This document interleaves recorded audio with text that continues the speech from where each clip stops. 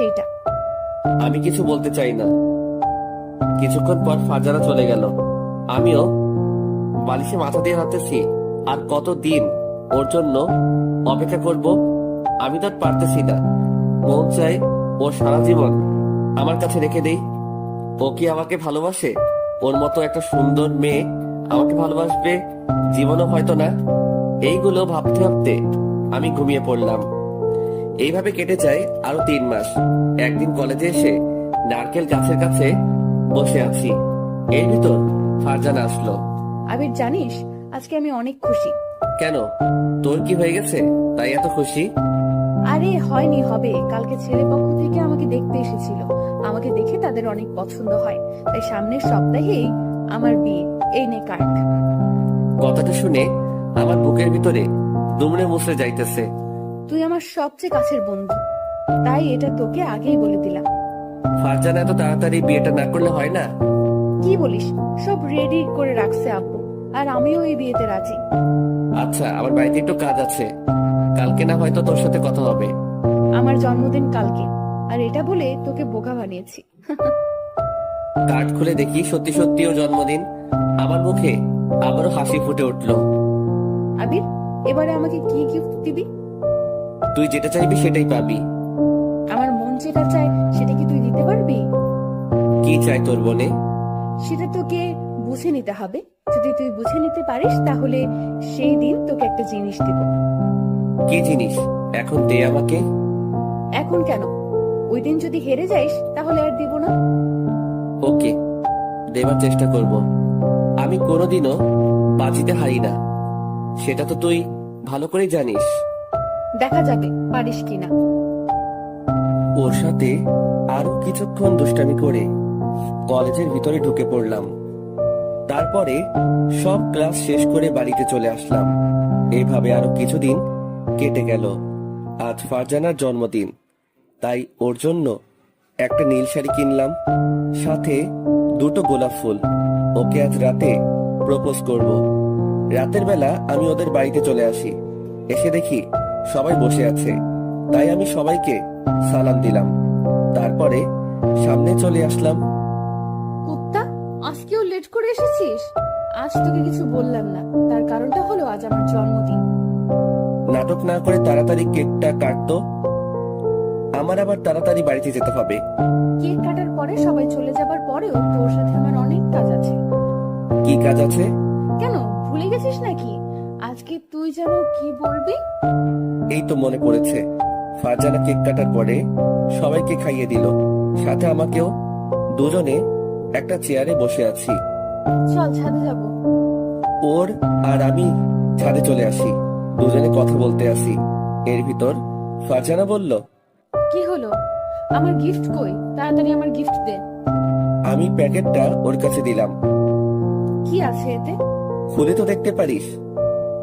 আমি প্যাকেটটা খোলা শুরু করে দিলাম। খুলে দেখি একটা নীল শাড়ি। শাড়িটা অনেক সুন্দর, আমার ভীষণ পছন্দ হয়। বাহ, তোর পছন্দ আছে বটে। আর যেন কি বলবি? তার আগে এই শাড়িটা পরে আয়, তারপরে বলবো। এখন শাড়ি পরবো কিভাবে? আর শাড়ি পরতেও অনেক সময় লাগে। তাহলে আয়, আমি পরিয়ে দেই। কত শখ! তাহলে তুই আমার সবকিছুই দেখবে নাকি? সব দেখার মতলব, তাই না? না, কিছু দেখবো না। তার আগে চোখে হাত দিয়ে রাখবো নি। চোখে হাত দিয়ে রাখলে শাড়ি পরাবে কিভাবে? ধুর, তোর সাথে কথাই বলবো না। আমি বাড়িতে চলে গেলাম। বাড়িতে চলে গেলে তাহলে তোর পাটা আর আস্ত থাকবে না। তাহলে আমি যেটা বলছি সেটা কর। ওকে, তুই এখানে বসে থাক, আমি আসতেছি। এটা বলে ফারজানা চলে গেল। আমি একা একা ছাদে বসে আছি আর ভাবতেছি যে আজ যদি ওকে প্রপোজ করি, তাহলে ও যদি রাজি না হয় তাহলে আমি নিজেকে শেষ করে দিব। আমি আজ ওকে প্রপোজ করবই। কিছুক্ষণ পরে ফারজানা আসলো, আর আমি ওকে দেখে তো অবাক হয়ে গেলাম। এত সুন্দর আমার পাগলিটা। এভাবে তাকাইস না, পরে মশা ঢুকে যেতে পারে মুখের ভেতরে। আরেকটু কাছে আয়, তোকে আরেকটু দেখি। পরে দেখতে পারবি। এখন বল, কি যেন বলবি? পাশে এসে বস। তারপরে ফারজানা আমার পাশে এসে বসে পড়লো। আমাকে এই প্রথম দেখতে আসিস? এই কথা কেন? না, যেভাবে তুই আমার দিকে তাকিয়ে রয়েছিস মনে হয় আমাকে আর কোনো সময় দেখিসনি। এমন একজন সুন্দরী মেয়েকে যতবার দেখি ততবার তাকানোই লাগে। এত তাকাইস না, পরে আবার আমার মায়ের পড়ে যেতে পারিস। তা তো অনেক আগেই পড়ে গিয়েছি। এ মা, তা আবার কবে পড়ে গেছিস বল না আমাকে। তা তোকে বলবো কেন? তোর কি খাওয়া হয়েছে নাকি আরো খাবি? কেন, আমি রাক্ষস যে আরো খাবো? হতেও পারিস। আমাকে এত কথা বলতে পারলি? খাবো না আর তোর টাকায় খাবার। ফারজানা, এত রাগ কেন দেখাস? আমি না হয় তোর সাথে একটু মজাই করি। চল বাড়িতে যাব। দুজনে বাসার দিকে রওনা দিলাম। দুজনে কথা বলতে আসি আর হাঁটতেছি। এর ভিতরে কিছু বাজে ছেলে ফারজানাকে দেখে বাজে বাজে কথা বলা শুরু করে দিল। মাথায় তখন অনেক রাগ উঠে গেল। আমি ওদের কাছে চলে যাব, এমন সময় ফারজানা আমার হাতটা টেনে ধরলো। থাক, কুকুরগুলোকে কিছু বলা লাগবে না, ওদেরকে বলতে দে। তোকে এসব কথা বলবে আর আমি কি মুখ বুজে সহ্য করবো নাকি? আমি বলেছিস না, ওদের কিছু বলা লাগবে না। আমি আর ফারজানা কথা শুনলাম না, গিয়েই সারাদের ঘুষি মারা শুরু করে দিলাম। ওরা ছিল দুজন, ওদের দুজনকে অনেক মারলাম। আমি ছেড়ে দে, না হয় মরে যাবো তো। শালারা মরুক, আমি চাই ওদের মারতে। আবির, আমি কিন্তু ওদের ছেড়ে দিতে বলছি। আমি আবিরকে টান দিয়ে অন্য পাশে নিয়ে আসলাম, দেখতে পেলাম আবিরের হাত দিয়ে রক্ত পড়তেছে। দেখেছিস হাতটা কিভাবে কেটে গিয়েছে? আমি তোকে মারামারি করতে বলছি নাকি? চল বাড়িতে যাব। দেখছিস না রক্ত পড়তেছে, আগে এটার ব্যবস্থা করে নি। আমি আমার ওড়না ছিঁড়ে ওর হাতটা বেঁধে দিলাম। ধুর, বললাম তো আমার কিছু হয়নি। লাথি খাইস না, মাথাটা কিন্তু এমনিই খারাপ আছে।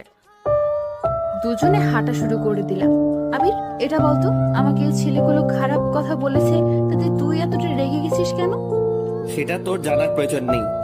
কোনো এক সময় যখন বলবো তখন শুনতে পাবি। এখন আমি শুনবো, এখন বল না। এখন আর বলা যাবে না, বাড়িতে এসে পড়েছি তো তাই। তো এটা আর কোনোদিনও বলা লাগবে না। আর শোন, ব্যথার ওষুধ খেয়ে নিস। ঠিক আছে, আর তুইও সাবধানে যাবি, কেমন? ঠিক আছে। আমি বাড়ির ভিতরে ঢুকে পড়লাম, এমন সময় আম্মু বলল, হাতে কি হয়েছে? কিছু না আম্মু, এমনি একটু কেটে গেছে। কার সাথে আবার মারামারি করছিস? হ্যাঁ, তোমার ছেলে অনেক ভালো হয়ে গিয়েছে, মারামারি একদমই করে না। এটা বলে রুমে চলে আসি।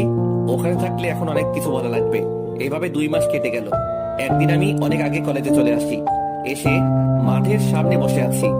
এমন সময় আমার সামনে একটা মেয়ে আসলো। হাই, আমি মিম। তুমি কে? আমি আবির। তুমি তো আমার সাথেই পড়ো, তাই না? বাট তোমাকে দেখি ফারজানা ছাড়া অন্য কারোর সাথে কথা বলো না। ফারজানা তোমার কি হয়? ও আমার সব, আর ও বারণ করে দিয়েছে যে কারোর সাথে যেন কথা না বলি। তুমি কি ফারজানাকে ভালোবাসো? অনেক, কিন্তু বোঝে না আমার ভালোবাসা। ও হয়তো বোঝে, বাট প্রকাশ করে না। আর এমনিতেই মেয়েরা সবই বুঝতে পারে। জানি না, তবে ওকে ছাড়া আমি আর কাউকে ভাবতে পারি না। চোখ বুঝিলেই ও শুধু আমার সামনে চলে আসে। তো ওকে প্রপোজ করো। করব, বাট কিছুদিন পরে। আমরা কি ফ্রেন্ড হতে পারি? না কেন, অবশ্যই পারি। এমন সময় যেটা হবে সেটা আমি কোনোদিনও ভাবিনি। আমি দেখতে পেলাম ফারজানা আমাকে দেখে মুখ ঘুরিয়ে অন্য পাশে চলে গেছে। যাওয়ার সময় ওর মুখটা কালো হয়ে গিয়েছে। মিম, আমার এখন যেতে হবে। কেন? তোমার লাইফ পার্টনার এসেছে তাই? জানি, আজকে আবার কি না কি বলে। আমি ওর কাছ থেকে ক্লাসরুমে চলে আসি। আমাকে দেখে চলে যেতে যাবে, এমন সময় আমার গালে। তুই আমার হাত ধরেছিস কেন? আমি আবার তোকে কি করলাম? শুধু শুধু আমাকে মারলি কেন? তুই আমার সামনে থেকে চলে যা, তোকে এখন আমার একটুও সহ্য হইতেছে না। ফারজানা, বল না আমি কি করেছি? আমিই চলে যাইতেছি। তুই যদি কিছু না বলে চলে যাইস তাহলে আমি আর কলেজে আসবো না। তুই কলেজে না আসলে আমার কি? আমার কিছুই না। আমি ওখান থেকে চলে আসি, তারপরে কলেজ না করে বাড়িতে চলে আসি। বাড়িতে এসে কতক্ষণ কান্না করলাম, কিন্তু কেন সেটা জানি না। পরের দিন কলেজে চলে আসি, এসে আবিরকে খুঁজতে লাগলাম, কিন্তু কোথাও দেখতে পেলাম না। মনে হয় আমার সাথে রাগ করে কলেজে আসেনি। তাতে আমার কি? এভাবে আরো কিছুদিন কেটে গেল, কিন্তু আবির কলেজে আসতো না।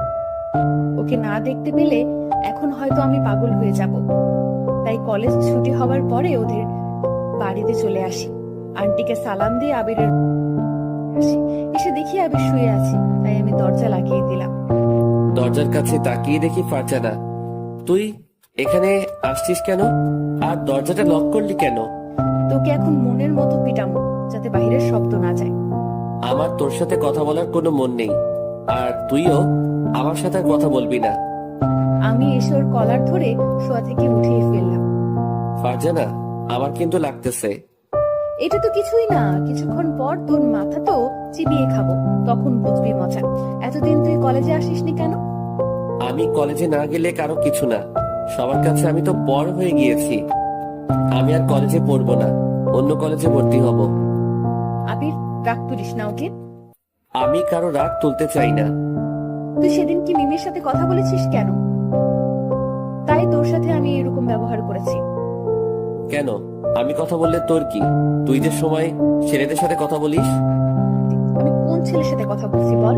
যদি না বলতে পারিস তাহলে তোকে লুচির মতো তেলে ভাজবো। আমার এখন মনে পড়তেছে না, যে সময় মনে পড়বে সেই সময় বলবো, কেমন? তুই এখন বলবি। তুই বাড়িতে চলে যা তো। এখন যাব না কুত্তা। কতদিন তুই আমার সাথে কথা বলিসনি, আমি ফোন দিলেও কেটে দিয়েছিস। তুই সেদিন আমার সাথে এইরকম করেছিস তাই। আর করব না, আর তোকে চরও মারবো না যদি আমার কথাগুলো শুনিস। আমি তোর সব কথাই শুনি, একটা কথাও ফেলি না। কত শুনিস? তোকে আমি মেয়েদের সাথে কথা বলতে বারণ করেছি, তবুও বলেছিস কেন? আমি কি কোনো মেয়ের সাথে কথা বলি? ওই মেয়েটাই তো কথা বলতে এসেছে। তাই তোরও বলা লাগবে? হ্যাঁ, না বললে বলবে না যে ছেলেটি অনেক ভাব দেখায়? বললে বলুক, তুই শুধু আমার সাথেই কথা বলবি, আর কারোর সাথে না। আর তুই কলেজে গেলে একটা টিপ পড়ে যাবি। কেন? আমি মেয়েদের মতো টিপ পরবো? হ্যাঁ, কতগুলো মেয়ে তোর উপরে নজর ফেলেছে তাই। নজর তো ফেলেছে, বাট আমার কি কপাল, একটা জিএফও কপালে জুটলো না। এই জীবনে মনে হয় আমার আর প্রেম করা হবে না। তোর আর প্রেম করা লাগবে না, এরপর বউয়ের সাথে প্রেম করিস। আমার কপালে বউ নাই রে। তোর চোখ তো আন্ধাই, তাই দেখতে পাস না, একটু খেয়াল করেই তাকে দেখতে পাবি। তুই একটু দেখিয়ে দে না আমার বউকে। আমি দেখিয়ে দেবো কেন? তোরটা তুই খুঁজে নিতে পারিস না? লাগবে না তোর সাহায্য, দুজনে কথা বলতে আসি আর দুষ্টুমি করতেছি। এর ভিতর চোখ পড়লো ফারজানার দিকে। ও একটা শাড়ি পরছে। ওয়াও, এত সুন্দর আমার পাগলিটা। কিরে, তুই শাড়ি পরেছিস কবে? আজকে পড়েছি, তোর সাথে দেখা করতে আসবো তাই। পড়তে অনেক কষ্টে পড়েছি। দেখ আমাকে আজকে কেমন লাগছে তোর। সব তো ঠিক আছে, তবে তোর সুন্দর পেটটা দেখা যাচ্ছে। লুচ্চা স্যামরা, আজকে তোর চোখ তুলবো, এটা বল। আবিরকে মারতে লাগলাম, মারতে মারতে ও আমার উপরে এসে পড়ে যায়, আমি নিচে আর ও উপরে। অনেক মারছিস, এখন বল যাবি কোথায়? আজকে তো তোকে আর ছাড়তেছি না। সরি দোস্ত, উঠে যা না, আমার অনেক কষ্ট হইতেছে। আমার শুধু শুধু মারা এত সাহস তোর? এতদিন কিছুই বলিনি। ও আন্টি, তোমার ছেলে আমাকে কি করতে আসে দেখে যাও। এটা বলা মাত্রই আবির ওর হাত দিয়ে আমার মুখটা চেপে ধরলো। আমি উঠে পড়ি, না হয় এই মেয়ে আমাকে ফাঁসিয়ে দিবে একেবারে বিনা দোষে। ও মনু, ভয় পাইছো? অনেকটা। আচ্ছা আমি আসি, কালকে কলেজে গেলে তোর সাথে কথা হবে। যাবি তো? তার আগে আমার পাশে আরেকটু আয়। তোকে শাড়ি পরা অবস্থায় সেই লাগতেছে। জি না, তুই লুচ্চা। আবার যে কি বলবি তা আমি নিজেও জানি না। ছেলেদের চোখ এমনিতেই সবসময় খারাপ হয়। থাক, আশা রাখবে না। আমি তো খারাপ, তাই না? তোকে তো আমি খারাপ বলিনি, খারাপ তো তোর সাথে একটা ভূত আছে, ওইটার নজর খারাপ। তুই এখন যা তো, আমি এখন ঘুমাবো, কালকে কথা হবে। আচ্ছা আমি তোর দিকে তাকিয়েছি, এখন বল আমাকে। আমার চোখের দিকে একটু তাকিয়ে থাক, আর আমি তোর চোখের দিকে একটু সময় তাকিয়ে থাকি। এটা বলা মাত্রই ফারজানা আমার চোখের দিকে তাকিয়ে রইল, আর আমিও।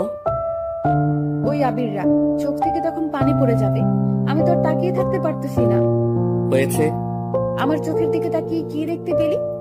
তোর মায়া ভরা চোখ দুটো আমার কাছে অনেক ভালো লাগে। কি আছে তোর চোখ দুটোই? মন চায় তোর চোখের ভিতরে আমি বারবার হারিয়ে যাই। তা কবে থেকে? কোনো সময় তো বললি না। কিছু কথা বুঝে নিতে হয়, সব কি বুঝিয়ে দিতে হয় নাকি? কথার ভেতরে এত না পেঁচিয়ে সোজাভাবে বলতে দিতে পারিস না? কি বলবো আমি? হ্যাঁ,